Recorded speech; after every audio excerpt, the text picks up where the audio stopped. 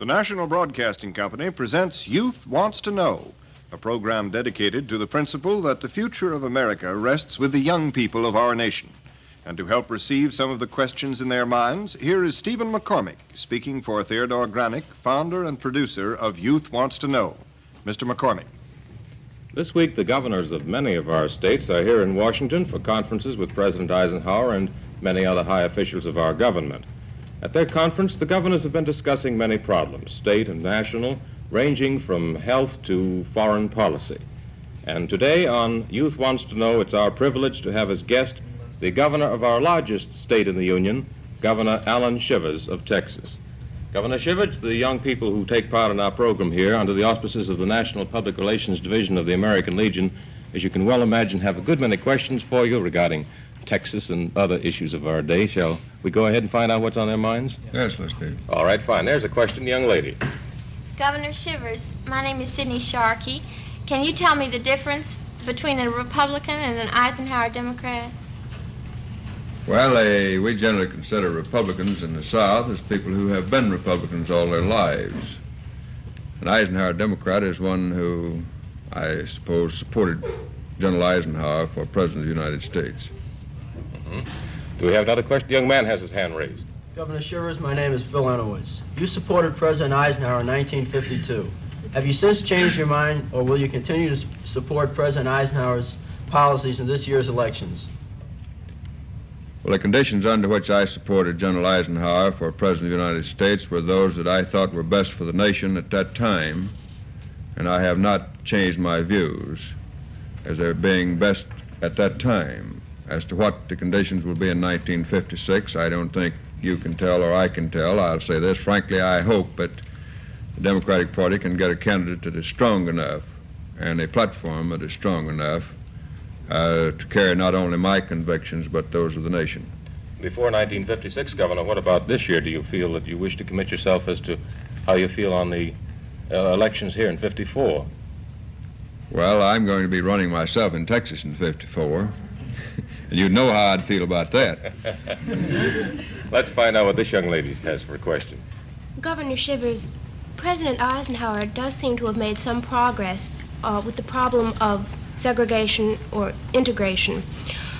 What do you think of the pending Supreme Court decision concerning an integrated school system in the District of Columbia and in several of the southern states?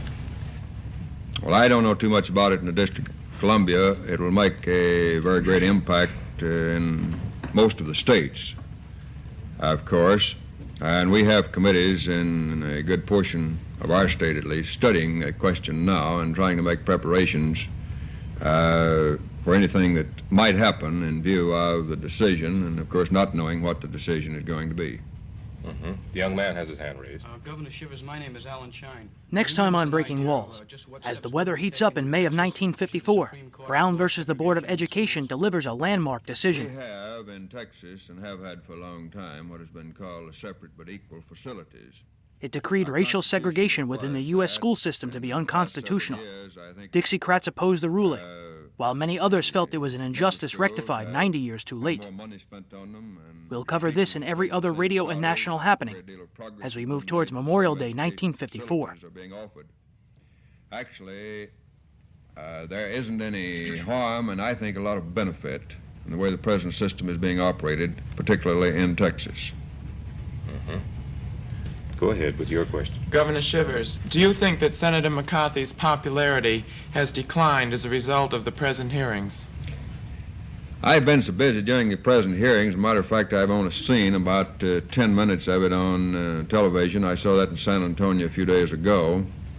And I've been, during the past week, been in Washington most of the time, attending the governor's conference and doing some other matters there for the state. And really haven't based any opinion on it. I think, however, there has been a slight loss in popularity, if you want to put it on that basis. What do you think of the spectacle, a Republican secretary and a Republican senator brawling like this in public? Oh, I wouldn't call that brawling. I don't know of a period in history when men who hold public office, public position, haven't been arguing about different views. The reading material used in today's episode was On the Air by John Dunning, Network Radio Ratings by Jim Ramsberg, The Complete Escape Log by Keith Scott, as well as articles from Broadcasting Magazine and Life Magazine. Is to hear these things and form their own opinion. On the interview front, Harley Bayer, George Balzer, Hyman Brown, Phil Harris, Elliot Lewis, and Willard Waterman spoke to Chuck Shaden. Hear their full chats at speakingofradio.com. Hyman Brown also spoke to Dick Bertel and Ed Corcoran for WTIC's The Golden Age of Radio. Hear these full interviews at goldenage-wtic.org. Hyman Brown, Bill Frug, and Betty Lou Gerson spoke to Spurvac. For more info, go to spurvac.com. Elliot Lewis also spoke with John Dunning for his 71 KNUS program from Denver. I don't try to keep up with what's helpful or harmful to the Republican Party.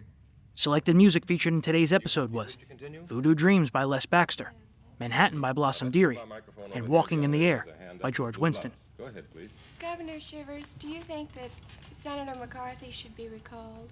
Special thank you to Ted Davenport, Jerry Hendiges, and Gordon Skeen. For Ted, go to radiomemories.com. For Jerry, visit otrsite.com. And for Gordon, please go to pastdaily.com.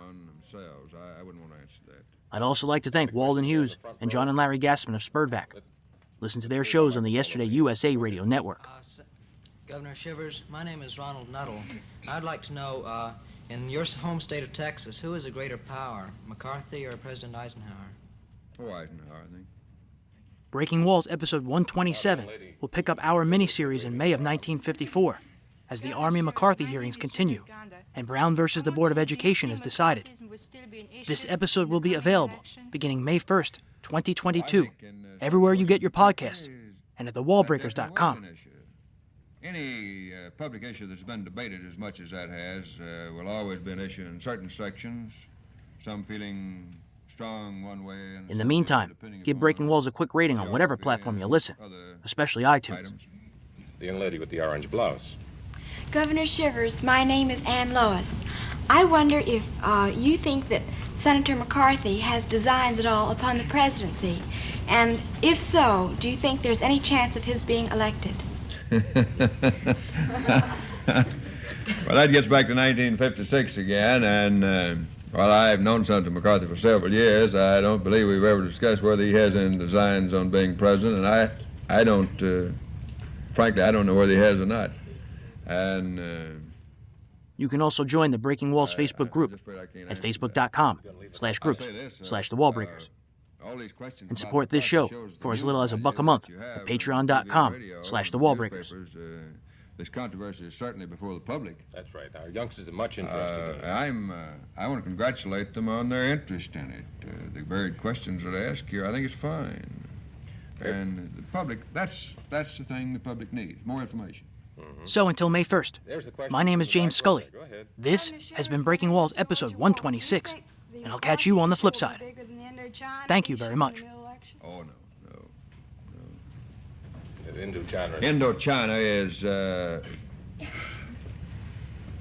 is an issue that's worldwide. It represents the future of the world. Not as such, not as just a little country, but the things that are involved. Communist aggression. Geographically, not just human people as individuals. The young man with the glasses. My name is Rudolph Auction. Governor Shivers, the President Eisenhower has said that communism will not necessarily be a question in the next election. Do you think it will be?